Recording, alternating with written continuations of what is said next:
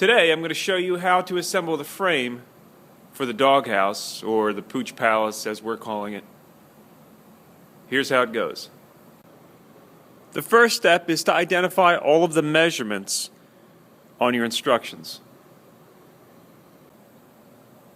Recognize that your runners here and here are 31 inches apart. They're 31 inches apart on the back and on the front.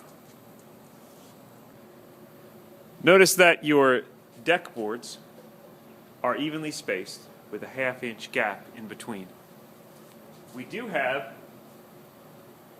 these gapping boards that will allow you to set the gap evenly on both ends.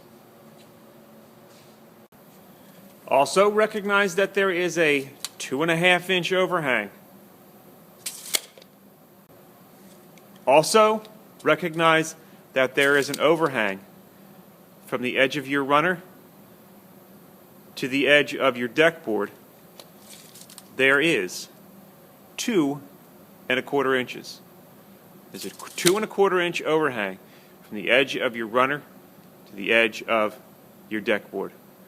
And that goes for all of the deck boards, from your first to your fourth. So after you've found all of your measurements on your instructions, you're going to mark your deck boards at 2¼ inches. You're going to make a mark that shows you where that overhang starts. So for this, you'll need a tape measure, a pencil, and a square, and your lumber, of course. You're going to take your tape measure. You're going to mark at 2¼ inches, and with your square, make a square line, a straight line that's perpendicular to the edge.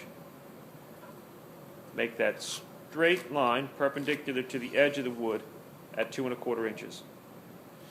You want to do that on both ends of the board, but you also want to do one more thing.